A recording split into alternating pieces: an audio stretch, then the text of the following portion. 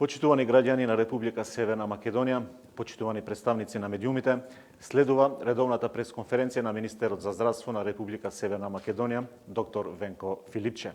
По обраќањето, министерот Филипче и неговиот заменик Арслани ќе одговарат на сите прашања кои се стигнати по електронска пошта во нашите официјални мејлови. Почитувани представници на медиумите, почитувани граѓани на Република Северна Македонија, следува редовната пресконференција на Министерот за здравство на Република Северна Македонија, доктор Венко Филипче. После неговото обраќање, министерот Филипче и неговиот заменик Арслани ќе одговарат на сите прашања кои што пристигна на нашата официјална веб адреса. Мудрони министри. За малото каснење, почитувани представници на медиумите, граѓани, дозволете да информирам за состојбата врска со коронавирусот во нашата земја. Ноќеска на клиниката за инфективни болести и фебрилни состојби тука во Скопје почина пациент заболен од коронавирусот. Станува збор за маж на 63 годишна возраст од Дебар, кај кој синоќа касно дошло до нагло влошување на клиничката состојба.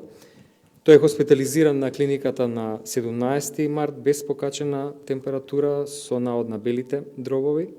Вчера после влошувањето на состојбата е направена реанимација која што иницијално е прифатена, поставен е пациентот на респираторна машина, но по неколку часа состојбата дополнително се влошила и тој починал. Не дал податок ниту тој, ниту семејството дека има некој коморбидитет, со глед на тоа што ова, а и во однос на претходната пациентка која почина, резултираше со повеќе прашања. Дозволете да кажам дека пациентите кои што имаат претходна болест, заболување, состојба на белите дробови се во поризичната група и имаат повисока смртност, но тоа не значи дека има овој случај во свет кој што се починати, а немале таква состојба. Значи има секакви сценарија. Ова важи дека поризичната група се и повозрастните граѓани и тие со коморбидитет, но тоа не е правило. Во изминатите 24 часа се регистрирани 22 нови случаи на коронавирус во нашата земја. По градови состојбата е следната: во Скопје 15, Дебар 4, Куманово 2 и Охрид 1. Со ова вкупната бројка на диагностицирани пациенти со COVID-19 денеска до 12 часот изнесува 136, од кој еден е излекуван и двајца пациенти се починати. Според местото на живење, до сега случаи на COVID-19 се регистрирани во Скопје 81 лице, Дебар 40, од кој едно е починато, Штип 7, Куманово 3, од кој едно починато лице, Кавадарци 2, Охрид 2 и Гостивар 1 пациент.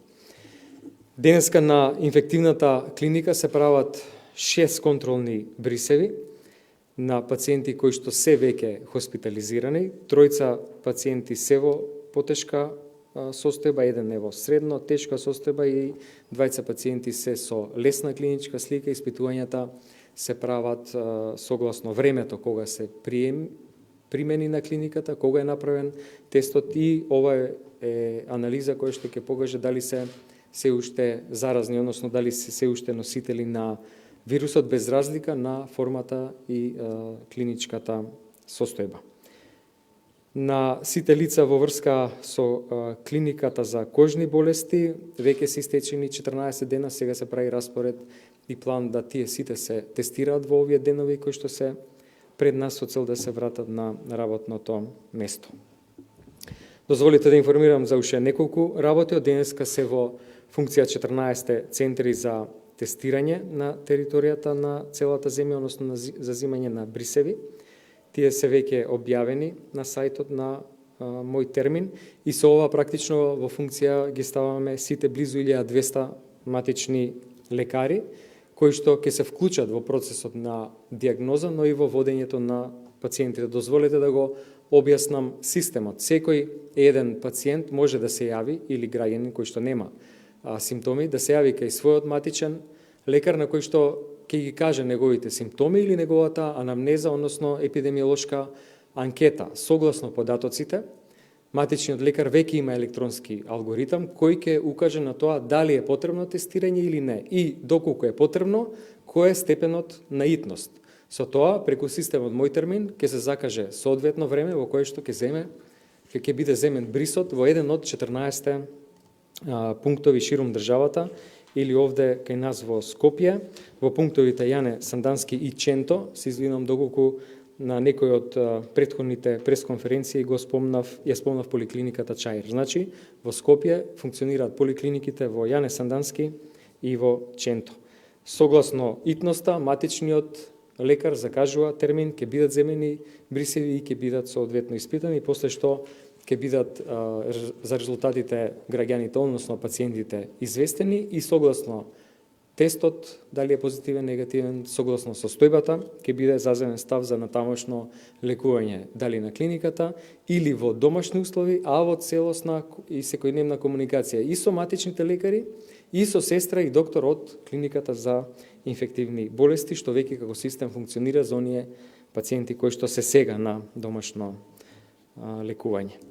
Утро имавме состанок на Комисијата за заразни болести и на Централниот кризен штаб тука во владата, на кој што разговаравме за зајакнување дополнително на мерките, мерки кои што пред се се однесуваат на граѓани кои што се во ризична група, а тоа се граѓаните над 65 годишна возраст, како најризична група со најмногу компликации според објавените публикации од земјите во светот и младите до 18 години кои што се преносители на болеста. Денеска е закажана седница на владата во 17 часот на кој што ќе ги дискутираме овие дополнителни мерки и ќе известиме после завршувањето на седницата. Во однос на терапијата, со оглед на тоа што излегува повеќе студии од веќе аплицирана терапија во светот, дозволете да известам дека ние ја обезбедивме целата потребна терапија за навистина голема бројка на пациенти во нашата земја.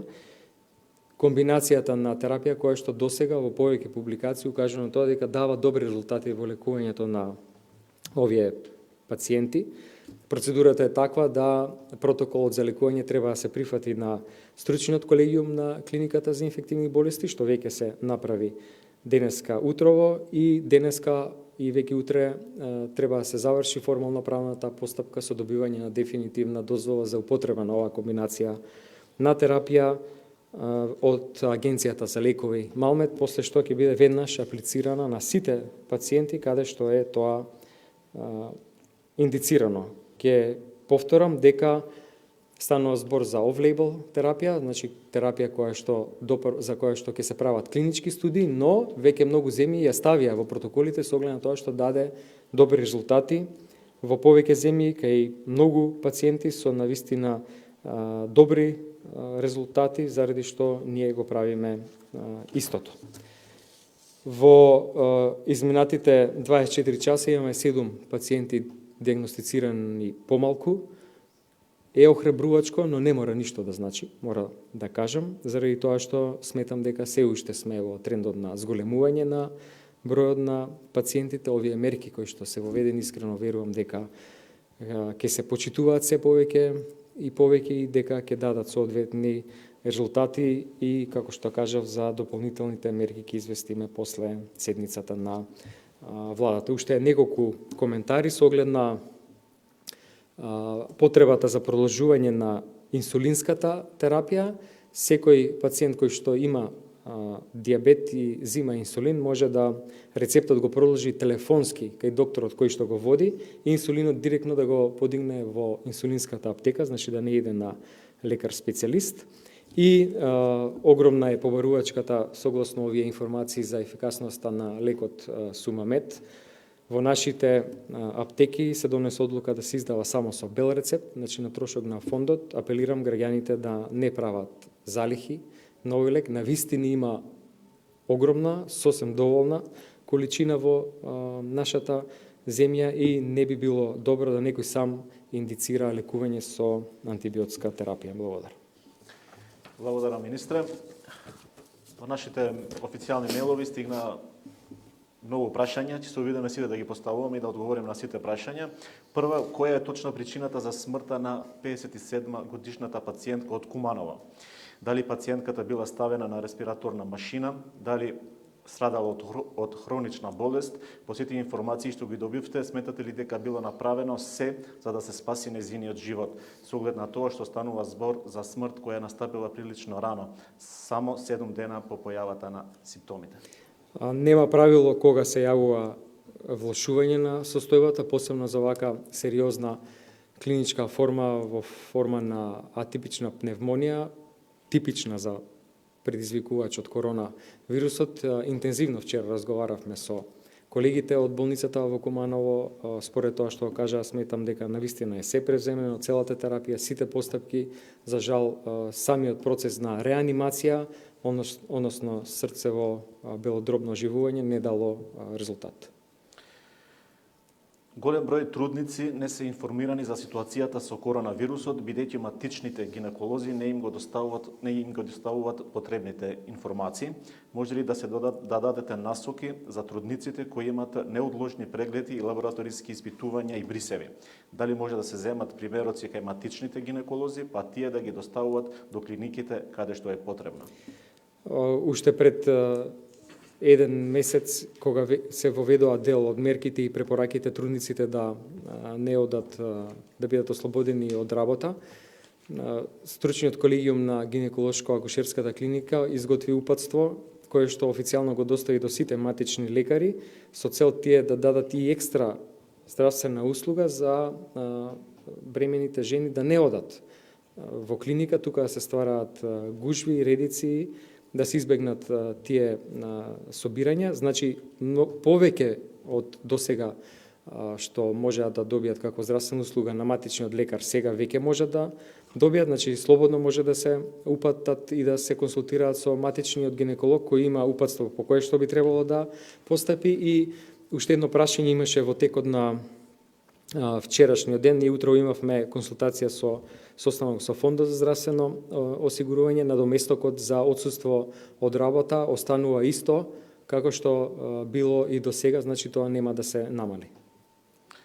Продолжуваме. Дали кај синот на починатата пациентка од Куманово е докажан коронавирус и зошто прво е пратен на клиника за пулмологија, а дури потоа на инфективна клиника? Дали се преземат мерки на пулмологија, има ли изолација на медицински персонал и пациенти? Секоја институција доби насока да обезбеди одел за изолација. Во рамките на својата институција пациентот е пратен на клиника за пулмологија заради тоа што тогаш се уште не бил готов резултатот од вториот тест кој што е позитивен, до тогаш важел првиот кој што не дал резултати. Меѓутоа на клиниката за пулмологија индикација за третман во изолација е фебрилна состојба. Со оглед на тоа што била таква состојба, тој е примен по целиот протокол да биде третиран во изолација со целосно заштитен персонал и во оделна соба. Во таа смисла епидемиолошките анкети, односно разговорот со персоналот, укажа на тоа дека нема потреба да се преземаат дополнителни мерки.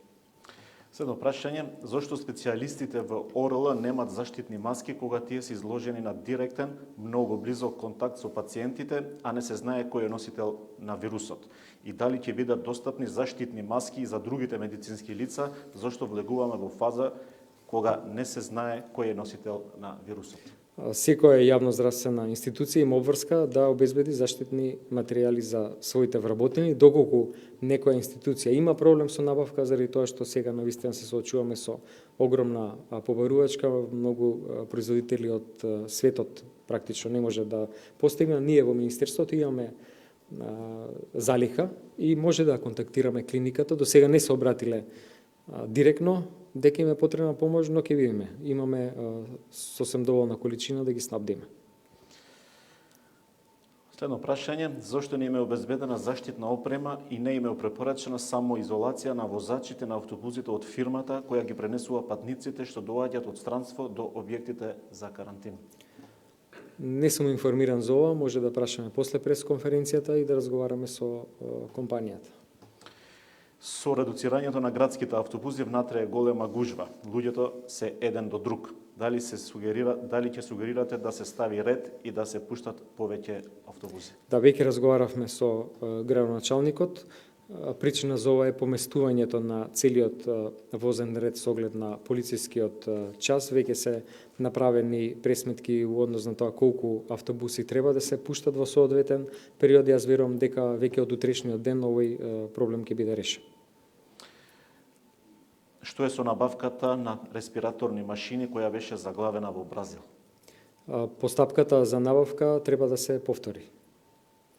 Ќе има ли набрзо средство за дезинфекција и маски во аптеките?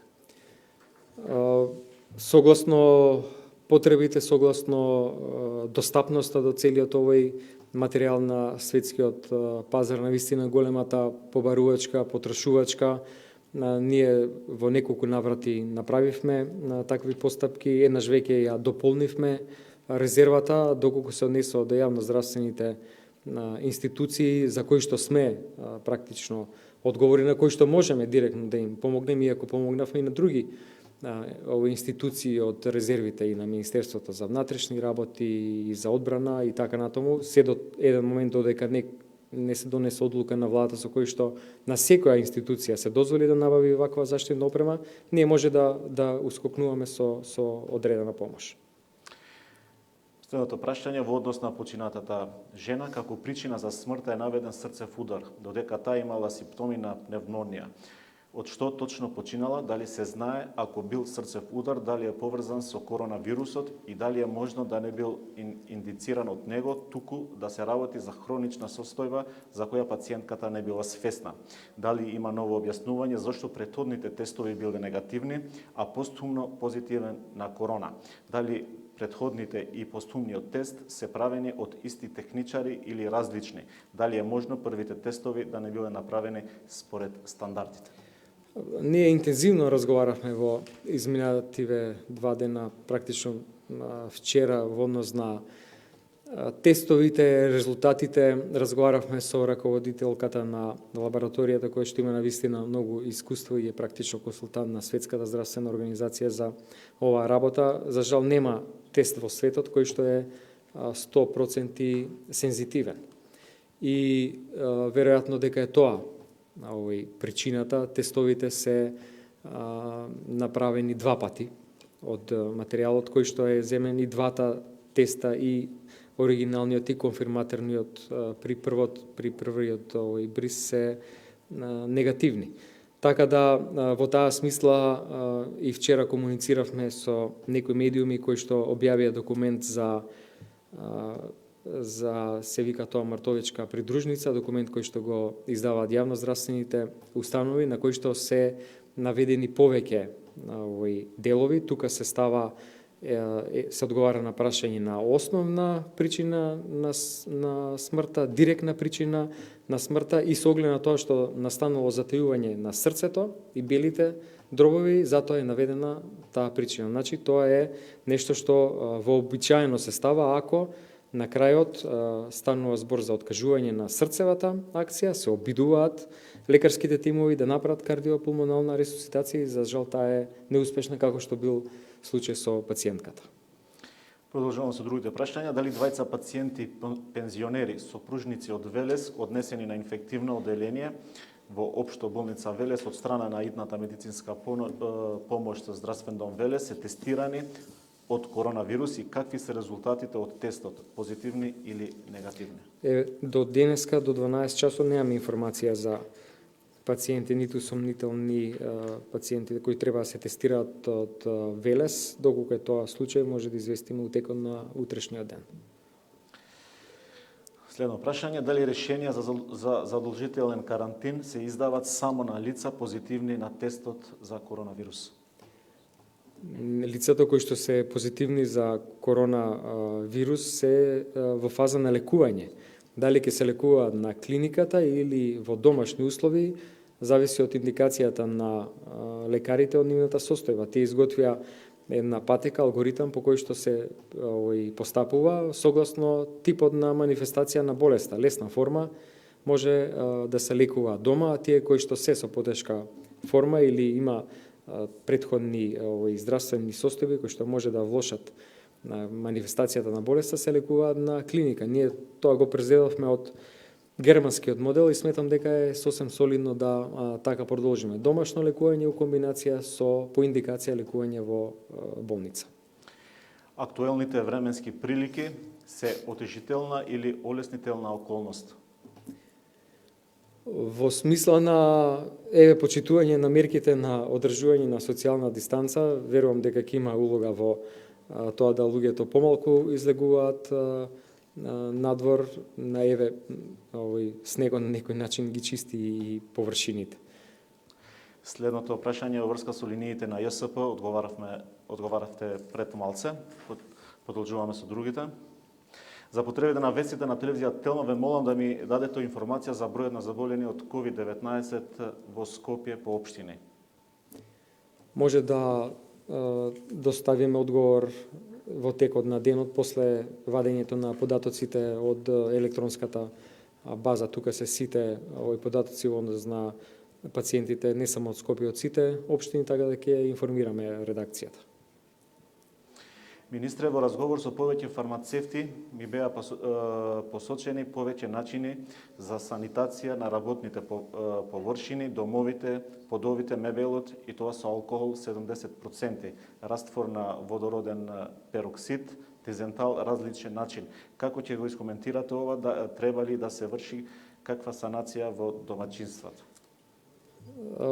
Предпоставам на површините во кои што се влегува со од надвор со чевли и така натаму, на обичните површини дома кај што нема ризик, кај што циркулираат само луѓе во домашни услови, сметам дека посебна дезинфекција не би требало да се прави.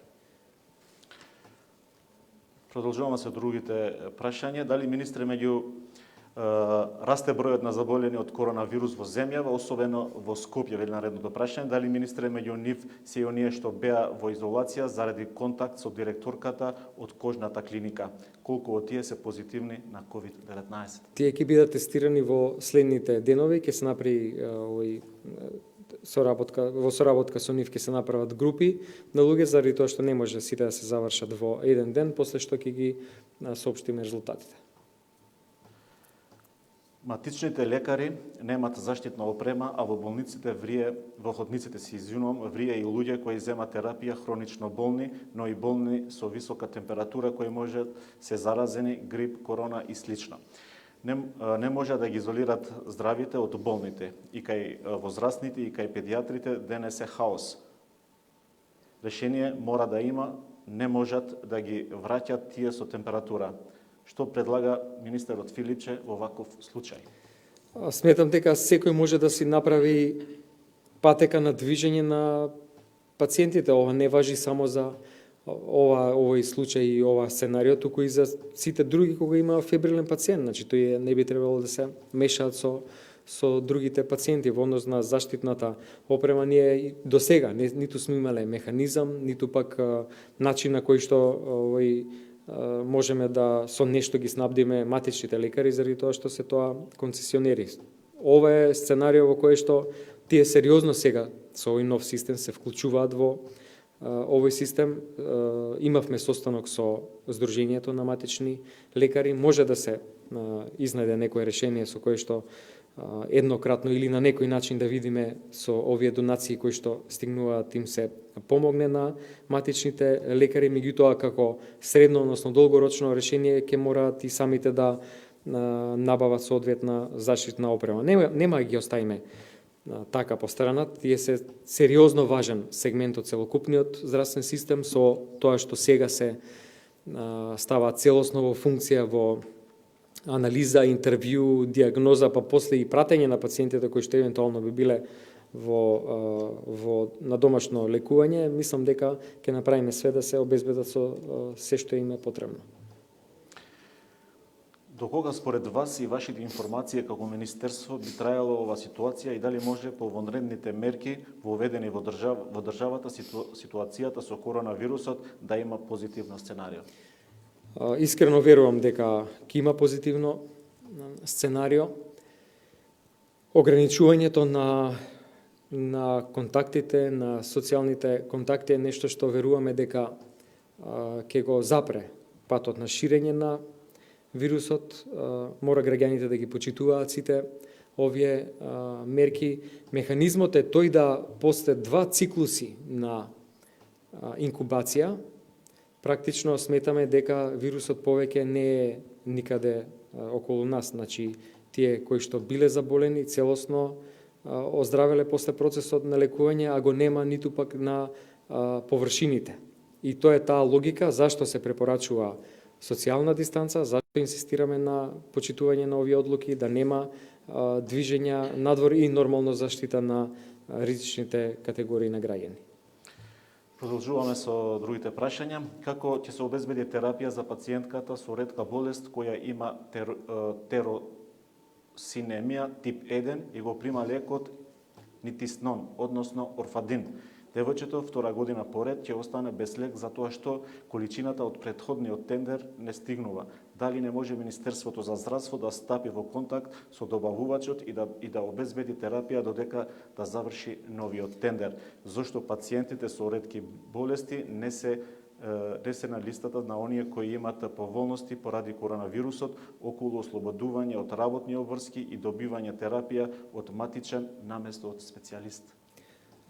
Тие имаат специфичен, пациентите со ретки болести имаат специфичен начин на дистрибуција на терапијата, контакт со лекарите кои што ги водат од соодветните клиники, доколку се со нормална психофизичка кондиција во целосна работна способност може да ги извршуваат работните обврски, секако доколку се у некоја група која што сметаме дека е имунокомпромитирана, дека е потребно, може да се добија дозвола да отсуствуваат од работа. Во однос на конкретното прашање станува збор за една пациентка која што со години прима еден тип на терапија.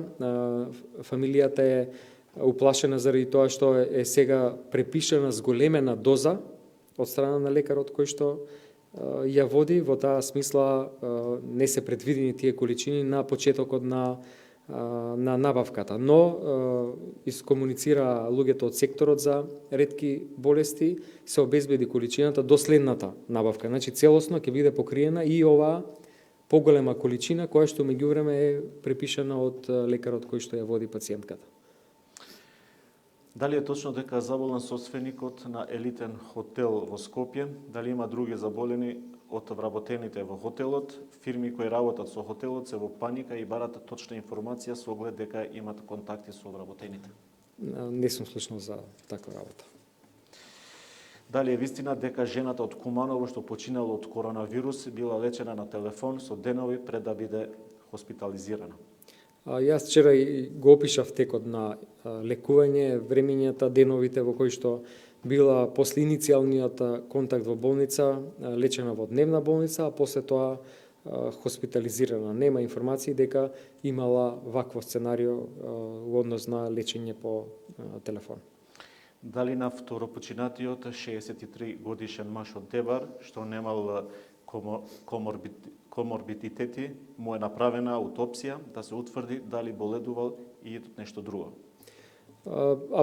Обдукција индицираат лекарите кои што го водат пациентот.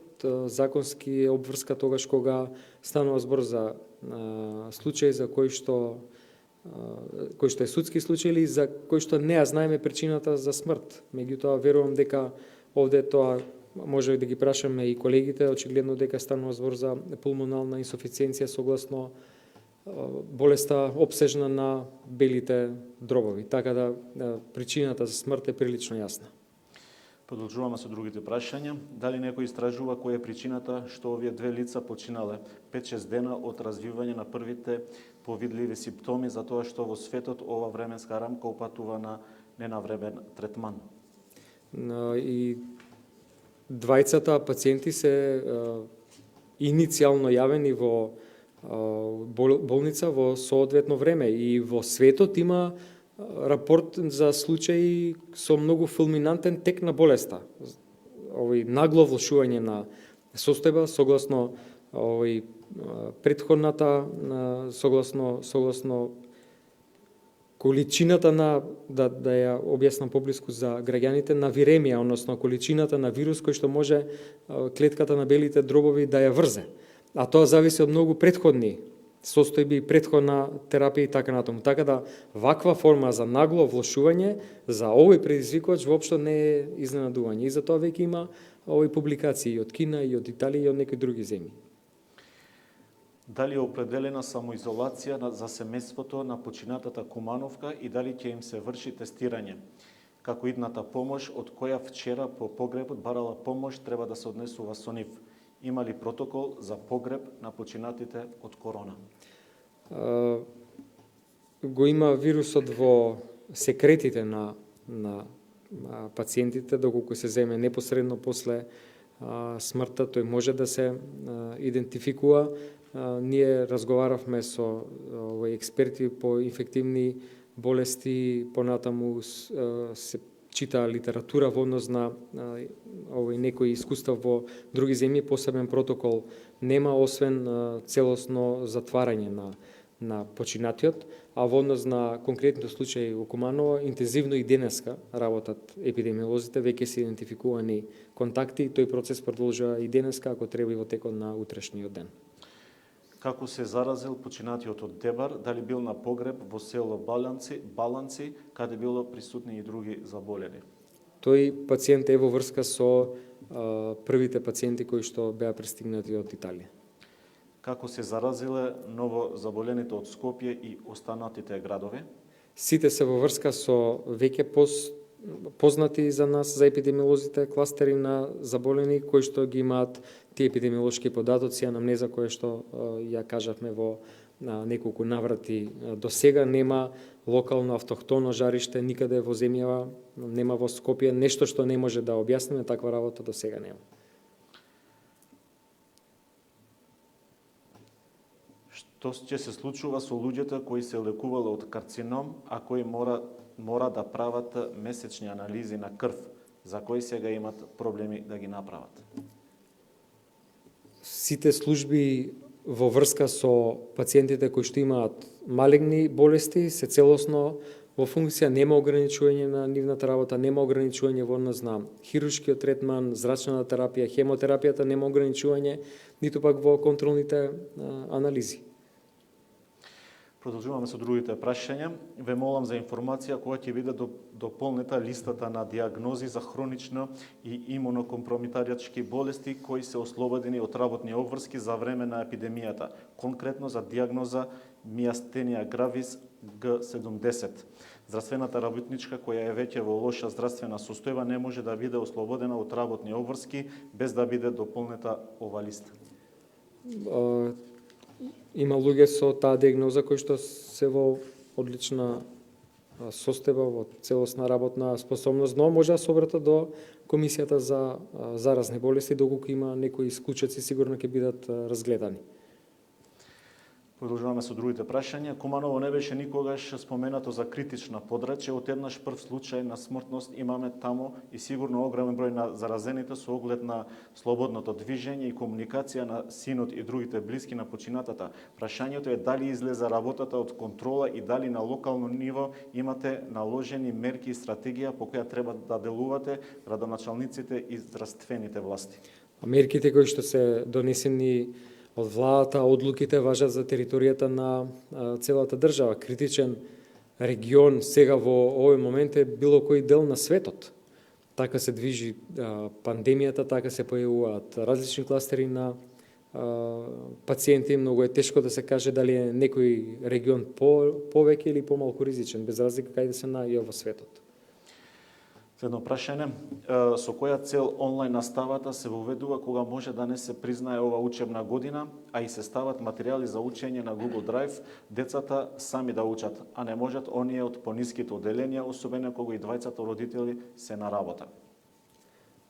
Министерството за образование е целосно посветено на решавање на овие работи, проблеми, работат на повеќе опции, веќе одат часови на некои телевизиски канали со конкретни решенија за конкретни работи, може и да се обрата до Министерството или да собереме информации па да информираме на следниот прес. Зошто се уште не е ставен во функција пунктот за земање материјали и брисеви за тестирање за коронавирус во поликлиниката Чаир и кога се очекува да почне со работа? Еве кажав на почетокот, пунктовите кои што ќе функционираат во Скопје се во поликлиниките во Јане Сандански и Ченто. Можно е, ќе повторам, кажав и во излагањето, да е спомнато дека станува збор за поликлиниката во Чаир, тој се уште не е спремен, значи веќе од денеска се во функција поликлиниките Јане Сандански и Ченто. Колку од заболените од Скопје се во болница, а колку дома, и колку случаи се од заболени директно и колку се локално пренесени?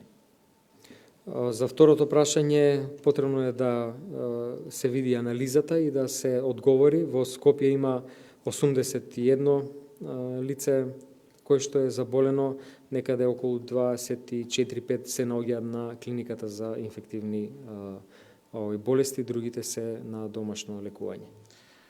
Од кои општини се заболените од коронавирус од Скопје, дали се дојдени од странство и на кој начин се инфицирале? Може за ова по општините рековме ќе одговориме писмено, ќе се навратам на претходното прашање и на тоа може дополнително да одговориме на медиумот кој што го прашал, со оглед на тоа што 24 лица пациенти кои што се на инфективната клиника не се сите од Скопје, така да за прецизна бројка за да не погрешиме може да информираме после пресот тек на денот. Продолжуваме и со другите прашања. Дали се планира да се продолжи одлуката за неработење на хронично болните лица и другите категории за кои важи ограничувањето до 27 март? Да, сите тие мерки кои што беа иницијално донесени ќе важат и понатаму. Фармацевтите укажуваат дека граѓаните панично купуваат лекови од аптеките, особено парацетамол, но и редовните терапии за неколку месеци однапред. Може ли тоа да предизвика недостиг на одредени лекови и што со оние лекови кои пациентите ги купуваат во странство, а сега не може поради затворените граници? Сите лекови ги има во аптеките за сите хронични состојби, хронични болести. Парацетамолот не е лек кој што треба да се прави резерва, не е лек кој што безазлено може да го зимаат луѓето, и тој има несакани ефекти, има токсичност на одредени органи доколку се зема премногу често или без соодветна индикација за од лекар, така да мојата порака е да луѓето не прават домашни аптеки. Следно прашање, ве молиме одговор на прашањето во врска со Кавадаречката болница. По двата случаја со корона се реагира дека медицински персонал е под карантин од саботата наутра. Тогаш им биле земени брисови. Во реакцијата се вели дека станува збор за над 30 лица на кои никој не им кажувал резултати. Се барат повеќе информации. Завршија тестирањето кај сите лица, тоа беа вработени на оделението за психијатрија во болницата во Кавадарци. Сите тестови кои што стигнаа денеска се негативни, после што согласно времето на контактот со заболените лица ќе бидат упатени во домашна изолација. Затоа се епидемиолозите веќе на терен, луѓето беа навистина и колеги и доктори, медицински сестри навистина коректни, целосно ги испочитуваа мерките, разговаравме неколку пати во текот на изминативе денови, беа стрпливи и сега еве стигнаа тие резултати, така да ќе се постапи согласно епидемиолошките податоци. Дали е точно дека антибиотикот Сумамед ќе се издава само на товар на фондот за здравствено осигурување без можност да се купи приватно? Зарем не беше и досега така, секој антибиотик да може да се купи со рецепт препишан од матичен лекар? Дали ќе има казни за аптеките кои прекршиле закон?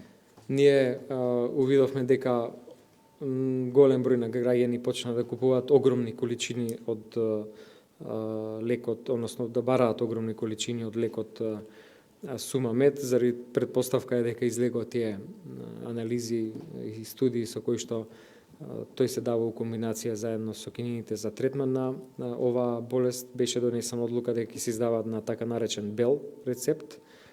Со тоа овој сакаме да барем сега во овој период се направи добра проценка. Иницијалната е дека има сосем доволни количини на овој антибиотик. Пораката е дека повторно исто како претходното прашање нема потреба да се прават домашни аптеки. Има лекови сосем доволно, еве ги има во сосем доволно количини и овие нови комбинации на лекови кои што се даваат на пациентите, така да граѓаните треба да бидат спокојни. Евидентно е дека зголемен интересот за лекот Сумамет. Дали е покажан како ефикасен во борбата против корона и ќе се најде ли како дел од терапијата кај постоечките пациенти? Еве за истото прашање станува збор, значи ние веќе го усвојуваме протоколот согласно протоколите во повеќе земји. Таа терапија се нарекува off-label, но со оглед на тоа што дава резултати на одредена група на пациенти, ќе се аплицира и кај нашите согласно индикацијата од страна на специјалистите. И следно прашање, Германија и Италија веќе ги дуплират леглата за интензивна нега. Дали и ние веќе размислуваме на таков чекор со оглед дека расте бројот на заразените од коронавирусот? И дали ние како дел од некои земји размислуваме да донесеме лекари од странство? Ние искомунициравме со амбасадата на Кина, се уште го очекуваме одговорот од нивна страна во однос на експертите. Целосно се спремни и мобилизирани нашите експерти со искуство од интензивната медицина, анестезиолози и медицински сестри кои што работат во оделите за интензивна нега. Капацитетот на инфективната клиника е исполнет 25%, едниот спрат, сите други 3 спрата се целосно спремни да примат пациенти и болницата 8 септември. За почеток пациенти кои што се позитивни, им е потребна друга услуга или понатаму доколку е потребно да биде целосно ангажиран и инфективното оделение, а и други болнички легла во болницата 8 септември, близу 400 токму за оваа намена. Сметам дека во овој момент оваа проекција заедно со следните проекции за оделите за интензивна нега се сосем доволни. Искрено се надевам дека ќе избегнеме такво сценарио. Реков денеска бројот на заболени е нешто помал, но тоа не мора апсолутно ништо да значи. Допрва го очекуваме пикот на бројката на пациенти. И неколку прашања за кои ќе одговара заменик министерот за здравство.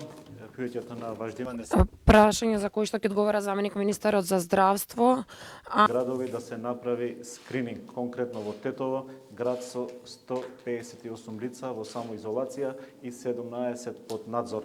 Какви капацитети има Тетовската болница за евентуално да прима болни лица? Благодарам.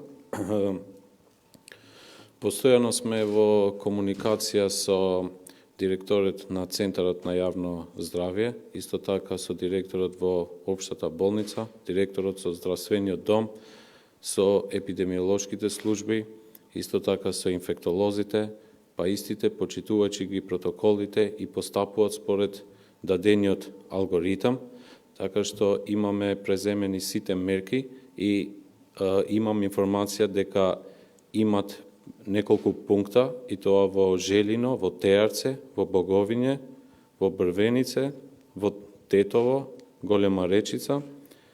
Исто така дека сите амбуланти функционират во 2 смени, каде што се земат епидемиолошки анкети, имат на располагање и функционират 6 телефонски линии. Исто така функционираат во интерсекторски пристап секој ден, вклучувајќи ги сите одговорни и компетентни органи. Од друга страна имат доволни кревети, а имат исто така и респиратори, имат централна оксигенација во објектот, каде што се наоѓаат и респираторите, и дека и ургентните случаи исто така се третират во овој регион во Тетово. И на албански дозволете ми. Постојано сме во комуникација со директорот на Центарот за јавно здравје, исто така и со директорот на Тетовската болница и на Центарот за јавно здравје во Тетово и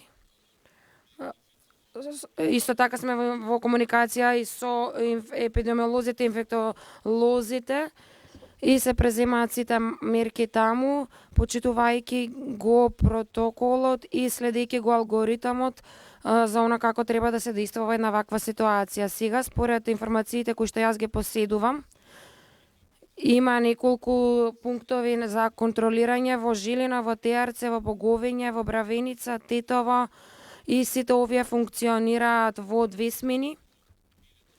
Земаат епидемиолошки анкети, прават епидемиолошки анкети и за однос на повеќето контакти. Од друга страна имаме 6 телефонски линии кои што постојано се во функција, значи давајќи информации на граѓаните од овие места. Се работи со еден интерсекторијалски пристап. Има доволен број на кревети, исто така има и доволен број на респиратори. Сакам да потенцирам дека има и сите итни случаи во овие градови и во овој регион се третираат. Продолжува. Колку луѓе се тестирани на COVID-19 на територијата на општина Гостивар, општина Маврова и Ростуши и општина Врапчиште? Дозволете да ве информирам дека исто така сме во постојана комуникација и со подрачна единица Гостивар и со другите општини што ги спомнавте. Имаме и сите податоци за тестирање, сите електронски се доставуваат, електронска база, и дозволете да ве информираме конкретно за бројот во накнадно време. Ние исто така сме во постојана комуникација и со подрачната единица, но и со останатите центри на јавно здравство кои што вие ги спомнавте, и дозволите ми за деталите за бројот на тестови кои што се направени во овој регион да ве информирам во текот на овој ден, затоа што на електронски стигнуваат во нашата електронска база на податоци. Во нашите официјални електронски пошти, дали владата планира да воведе дополнителни мерки за заштита на населението што живее во селата? Сега Комисијата за заразни болести од близко ја следи состојбата и за сите новости кои што се преземат и мерки дополнително, и секојдневно се информира јавноста. Останува препораката да граѓаните ги почитуваат мерките од надлежните институции и служби и истите да ги спроведуваат со сериозност. Нагласувам, Комисијата во секој аспект и во континуитет ја следи ситуацијава од близко и се земат соодветни мерки според стручни проценки од теренот. Почитувани, Комисијата за заразни болести постојано следи ситуацијата во која што се случува на терен, и ние ви ги даваме потребните информации секојдневно и ги упатуваме нашите апели за препораките кои што постојат. Треба да истакнам дека граѓаните во нивните места треба да ги почитуваат сите одлуки, сите апели и повици кои што се од компетентните органи на земјата. Уште еднаш ќе апелирам ќе истакнам дека Комисијата од близко ја следи ситуацијата во секој дел од земјата и во континуитет се носат соодветни мерки врз основа на континуитетот кој што всушност се одвива на терен. Ви благодарам. Почитувани представници на медиумите, тука е и крајот на денешната пресконференција. Останете дома и почитувајте ги сите препораки и мерки донесени од надлежните институции. Почитувани граѓани, почитувани представници на медиумите, овде е крајот на денешната пресконференција каде што информиравме за ситуацијата со COVID-19. Останете дома и почитувајте ги сите мерки и препораки кои што се од компетентните институции. Пријатен ден.